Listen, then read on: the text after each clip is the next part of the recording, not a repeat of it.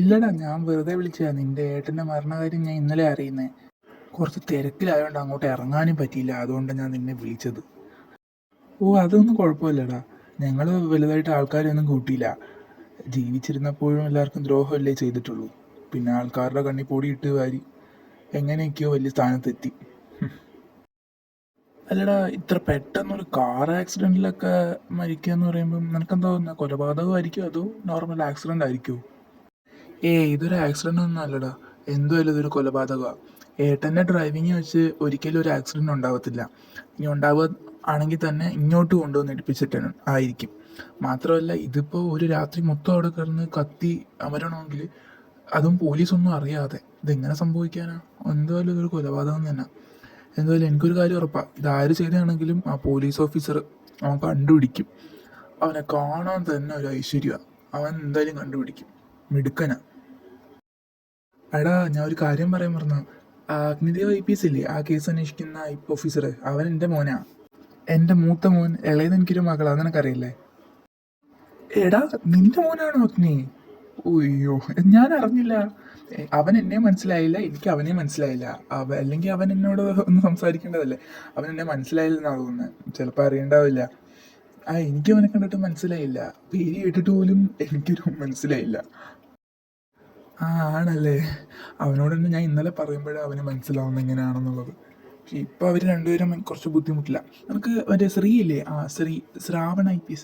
അവൻ അവൻ എൻ്റെ അനിയൻ്റെ മോനാ. ആ അതെ അതെ. എന്നിട്ട് അവർക്ക് കുറച്ച് പ്രയാസം എന്ന് വെച്ച് കഴിഞ്ഞാൽ ഈ വീടിൻ്റെ കാര്യം, താമസം കുറച്ച് ബുദ്ധിമുട്ടുണ്ട്. അവിടെ ഒന്നും വീട് കിട്ടാനുമില്ല. ഫ്ലാറ്റൊക്കെ ആണെങ്കിൽ അവനത്ര ഇഷ്ടമല്ല. അഗ്നിക്ക് അത്ര ഫ്ലാറ്റിലൊന്നും നിൽക്കുന്ന ഇഷ്ടമല്ല. മാക്സിമം അവനൊരു വീട് എടുക്കാൻ തന്നെയാണ് നോക്കുന്നത്. പക്ഷെ വീട് അവിടെ അടുത്തൊന്നും കിട്ടാനും ഇല്ലെന്നാണ് പറയുന്നത്. എടാ, ഞങ്ങളുടെ ഇവിടുത്തെ ഗസ്റ്റ് ഹൗസ് ഫ്രീ ആയിട്ട് കിടക്കല്ലേ. അവരോട് ഇങ്ങനെ പോരാൻ പറ. ഞാൻ ഇവിടെ അത് ജോലിക്കാരെ കൊണ്ടത് വൃത്തിയാക്കി ഇടിക്കാം. അവരിങ്ങ് പോരട്ടെ, എവിടെ നിൽക്കുമല്ലോ. അത് വേണ്ട, നിങ്ങൾക്കൊരു ബുദ്ധിമുട്ടാവത്തില്ലയോ അത്? അത് വേണ്ട. അവർ വേറെ എവിടെയെങ്കിലും വീടെങ്ങനെ എടുത്തോളും. കുഴപ്പമില്ല.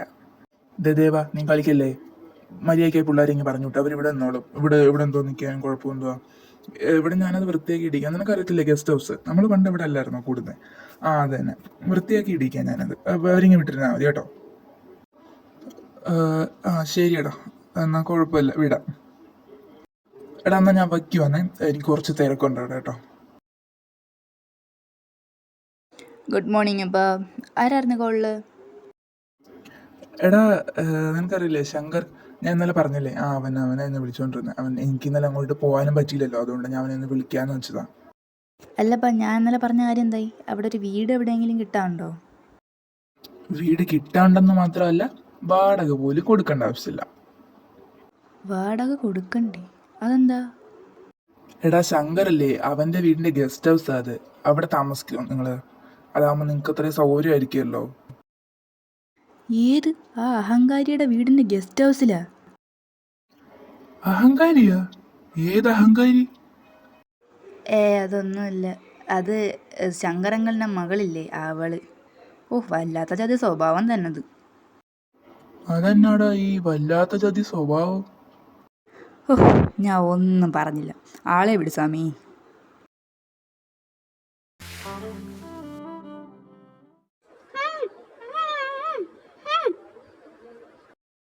എന്താടി, എന്തു പറ്റി?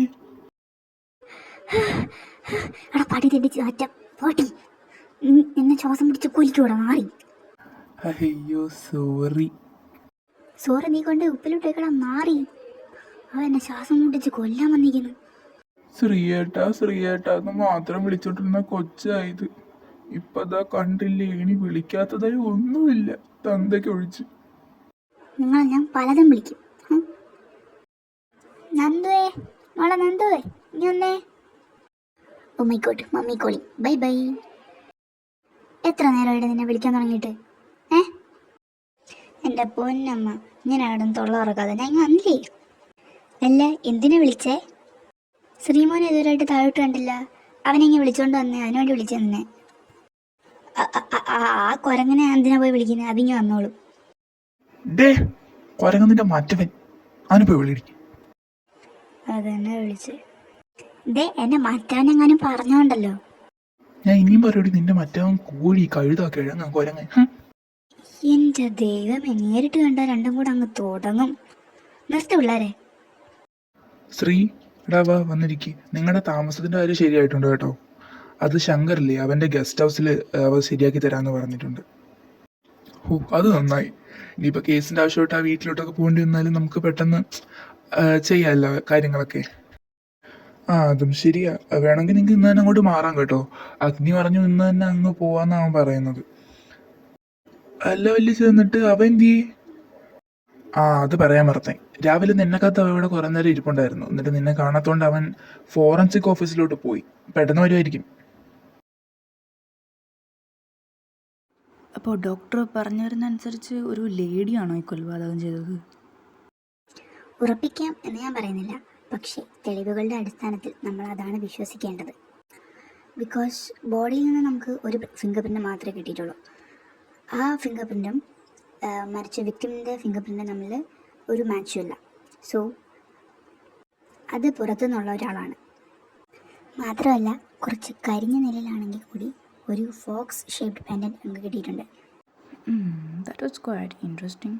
ബിക്കോസ് ഈ ഒരു ഫോക്സിൻ്റെ ഷേപ്പുള്ള പെൻഡൻ്റ് ഒന്നും ആരും അങ്ങനെ ധരിച്ച് കണ്ടിട്ടില്ല. It's rare. അതെ സർ, ഇത് റെയറാണ്, ലോക്കറ്റാണ്. പക്ഷേ ഇതിൽ നിന്ന് കിട്ടിയ DNA അനുസരിച്ച് ഇതിൻ്റെ ഉടമസ്ഥൻ ഒരു മെയിലാണ്. Oh my God.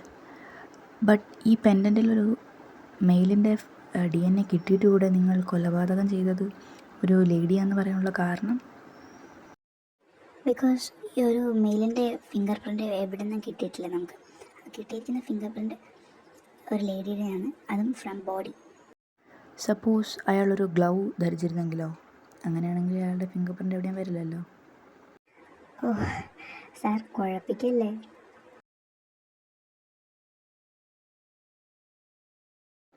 ഏയ് ഇല്ലില്ല. ഓക്കെ, എന്നാൽ ഞാൻ ഇറങ്ങുന്നു. ഇനി എന്തെങ്കിലും ഇൻഫർമേഷൻ കിട്ടുവാണെങ്കിൽ എന്നെ കോൾ ചെയ്യാം.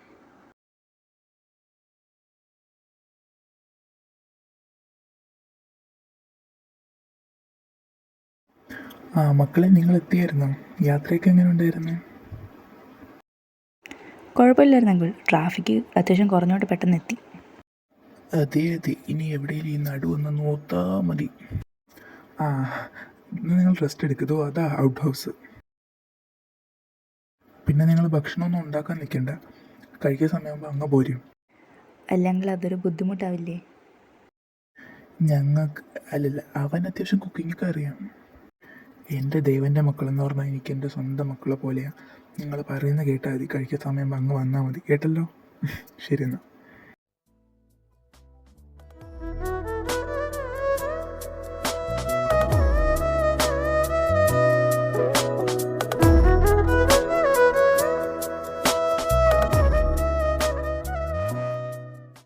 നീ പറഞ്ഞ പോലെ ഗ്ലൗ ഉണ്ടാവാനുള്ള ചാൻസ് കൂടുതലില്ല, പക്ഷെ ഇതൊരു കുഴഞ്ഞ കേസായിപ്പോയി. ഓഹ്, അഴിക്കാൻ നോക്കുന്നവരും ഈ കുരുക്ക് മുറുകുവാണല്ലോടാ. മുറുകട്ടെടാ, നല്ലോണം മുറുകട്ടെ. എന്നാലേ ഇത് അഴിക്കുമ്പോൾ ഒരു ത്രില്ലുണ്ടാവുള്ളൂ. സത്യം എന്നത് എത്ര നാൾ ഒളിച്ചിരുന്നാലും ഒരു നാൾ അത് മറന്നേക്ക് പുറത്ത് വരും.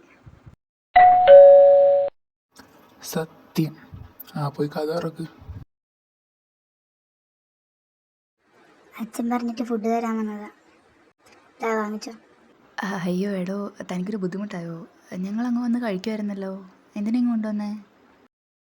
ഞാൻ അച്ഛനോട് പറഞ്ഞതാ അവരിങ്ങ് വന്ന് കഴിച്ചോളൂ. അപ്പം അച്ഛൻ പറഞ്ഞ ഒരു യാത്ര കഴിഞ്ഞിട്ട് വന്നതല്ലേ കൊണ്ട് കൊടുക്കാൻ.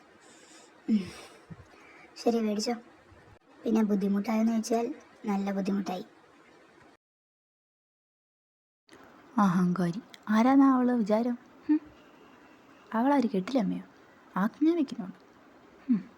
ഇഷ്ടപ്പെട്ടു പോയില്ലേ ഭിത്തി പിടിച്ച് കയറ്റിയാണ് ഞാൻ. അഹങ്കാരി എന്തൊരു സാധനമാടാ അത്. അപ്പോൾ ഇത് ആറ്റം ബോംബാണ്, നല്ല ഒന്നാം തരം ആറ്റം ബോംബ്. തിന്നിട്ട് പോയി കിടന്ന് ഉറങ്ങടാ.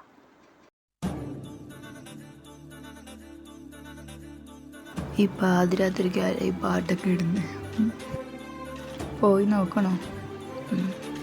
വേണേ പോയി നോക്കാം.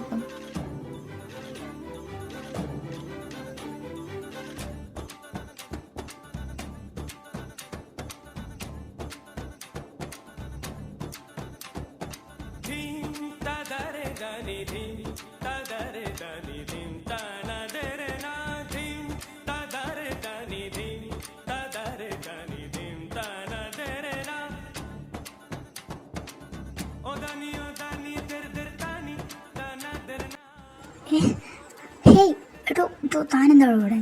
തനിക്കെന്താ ഇവിടെ കാര്യം? ഞാൻ അതുവഴി ഇപ്പോൾ പാട്ട് കേട്ടപ്പോൾ ഇങ്ങോട്ട് വന്നപ്പോൾ തന്നെ കണ്ട് ഇപ്പോൾ ഇങ്ങനെ നിന്ന് ഇവിടെ. ഡോ, തനിക്ക് വല്ല വിൽക്കുണ്ടോ? കാര്യം അങ്ങോട്ട് പറ. ഓ അല്ല, ഞാൻ അതിന് എൻ്റെ സമയം കളയുന്നു, ഞാൻ പോവാ. അങ്ങനെ അങ്ങ് പോവില്ല, നിൽക്കവിടെ. ഡോ, വിടറോ. വിട. അതിന് ഞാനൊന്നും ചെയ്തില്ലല്ലോ. പറയാതിരിക്കാൻ വയ്യ സാക്ഷി. Your dance was just awesome. നിൻ്റെ ഡാൻസ് ഉണ്ടല്ലോ, എത്ര നേരം കണ്ടാലും മടുക്കൂല. കാണുന്നവരെ അതിലേക്ക് ലയിപ്പിക്കാൻ കഴിവുള്ള എന്തോ ലഹരി ഉണ്ട് അതിൽ.